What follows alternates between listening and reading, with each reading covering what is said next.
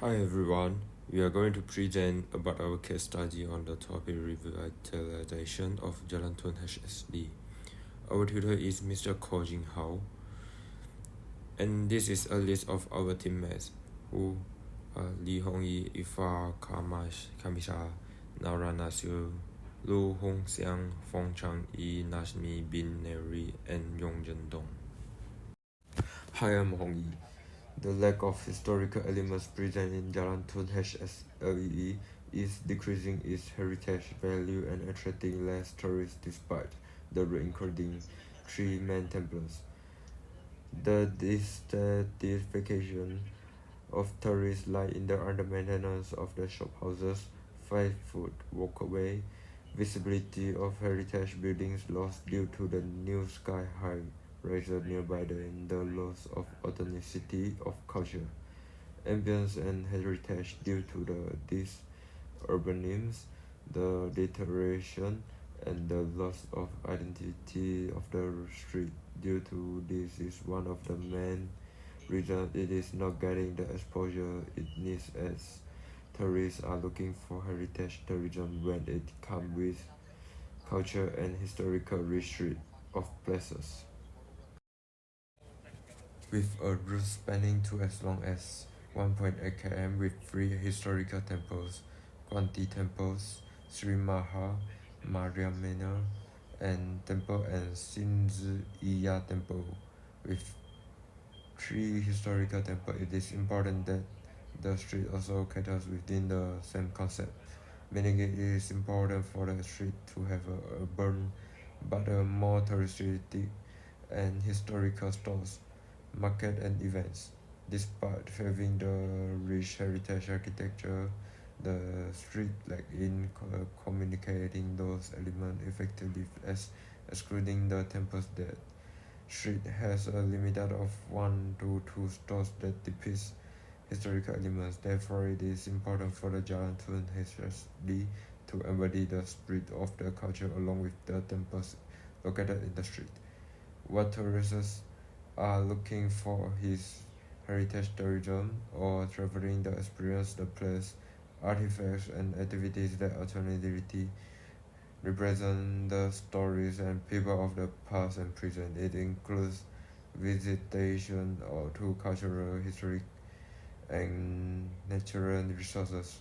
Therefore, in order to present this to visiting tourists, it is important for the street to embody culture in form of stores, events, and community as a whole. Additionally, under this is also important to the revitalities, the temples, shophouses, and it is walkways to its authentic glory.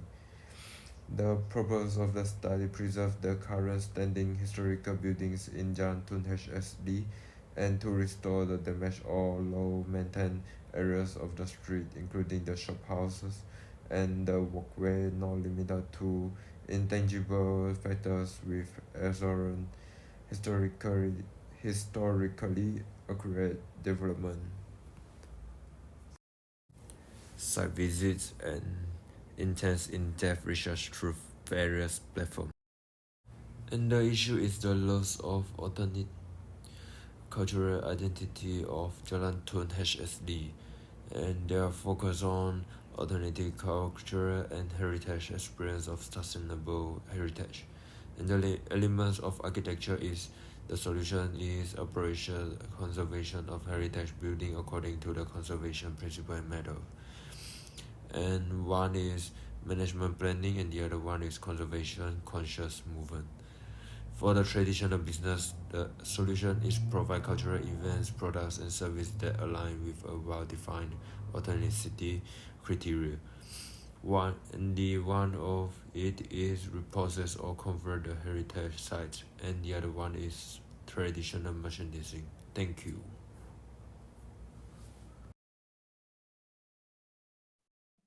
There are 4 research questions in total.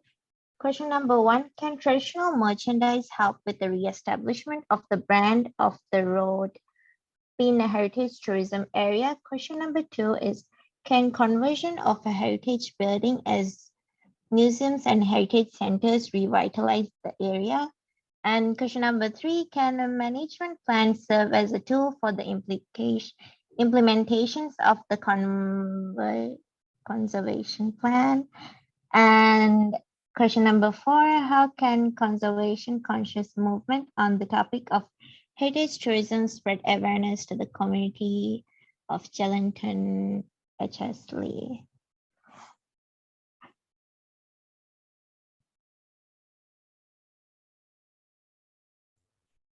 Question 1. Can traditional merchandise help with the re-establishment of the brand of the road being a heritage tourism area? How? Gives shops, traditional craft stores, and merchandise with a strong sense of community identity are all available. Why? Because it has the potential to play a vital role in combining economic growth with long-term tourism.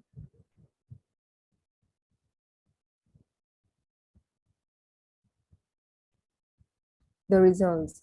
This will encourage the young entrepreneurs to launch new products and services that will be difficult to maintain if they were only available to the local populace.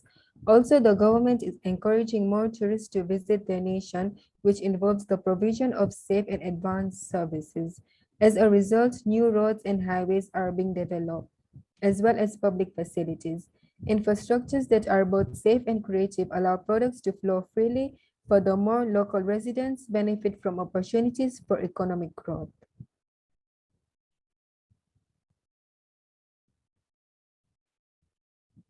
Examples around the world. The historic city of Vigan in Philippines is home to an amazing range of traditional handicrafts. In particular, able weaving, a traditional labor-intensive weave that produces a thick cotton fabric using locally produced cotton yarn sagot.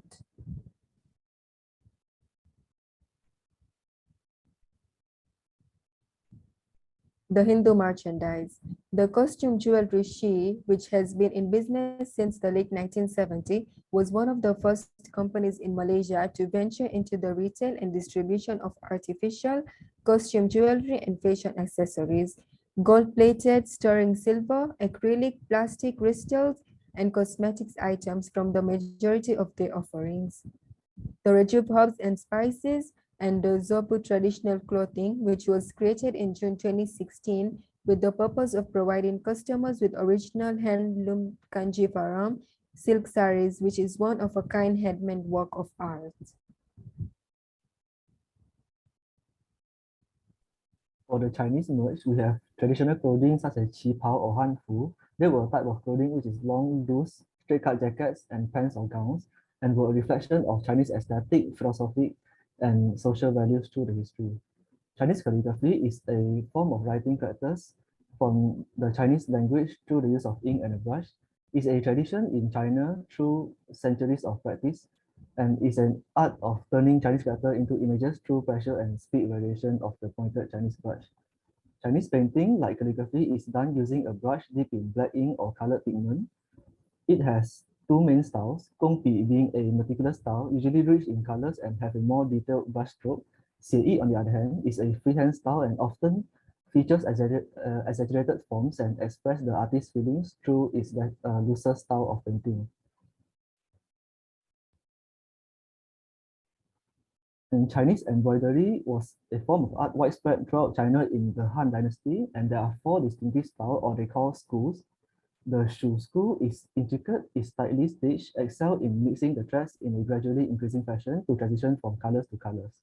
The XIANG school, it often mimics other art forms such as painting and calligraphy, and is usually reversible with separate imagery on both sides. The Su school is categorized into pre- and post-Ming Dynasty, as it is influenced by both Japanese and Western art and absorbing those changes, and is known for its refinement, clearly distinguished and delicate lines. The Yue school is believed to be the oldest embroidery school, and it uses peacock feathers and horsetail hair to separate color borders, and is most common taking motifs from Chinese mythical creatures such as sun-worshipping birds, dragons, and phoenix.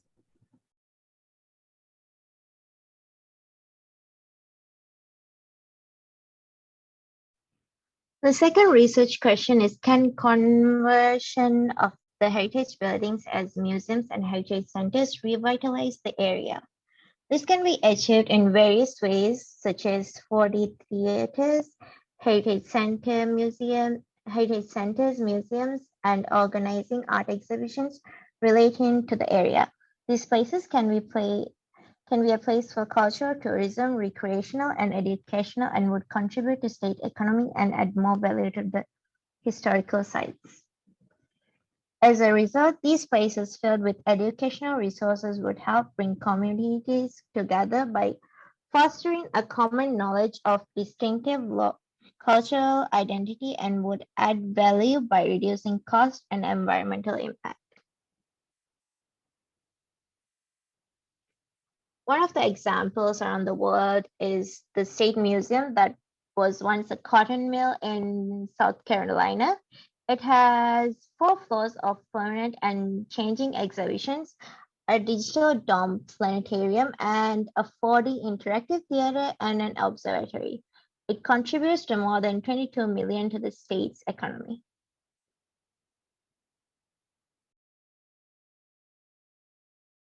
And question 3, can a management plan serve as a tool for the implementation of the conservation plan? Now, in this management planning process, we outline the tasks to be accomplished for the conservation plan to work, and it is as discussed before, by having traditional merchandise through markets or events, and by converting the heritage site into some contemporary style of building to showcase the history of it. And the result of that is, by having set plans, we will have an easier time achieving the revitalization of Jalan Tun HSD and bringing back the status of it being a heritage site and not just some forgotten old street. Moving on to the 4th research question, let us know about how can a conservation conscious movement on the topic of heritage tourism spread awareness to the community of Jalan Tun HSD. Carrying out the community meeting and discussion will be strongly proposed or either raise awareness with the focus of heritage tourism in the mass production tablets. The outcome of these organizations can raise a stronger community bonds, along with an opportunity to voice out concerns about the community and acknowledging the difficulties of running a business in the area or living in the area. The result of that is this conservation would give a rise to awareness and recognition from the government, which they would be able to understand, and the community more and tackle the problems starting from the most intermediate to least, paving way to a sustainable heritage tourism site. In conclusion, all these solutions have one thing in common: to increase the value of the Jalan Tun HSD, while traditional merchandise is tangible and can be used as a memorandum by the tourists. Management help the revitalization and give an everlasting impression. Conservation building with services coupled with educate and give a deep insight to the street identity, while movement would bond the community. With this solution, follow through would revitalize of what is one of the most historical heritage areas in Malaysia. And these are the references. Thank you.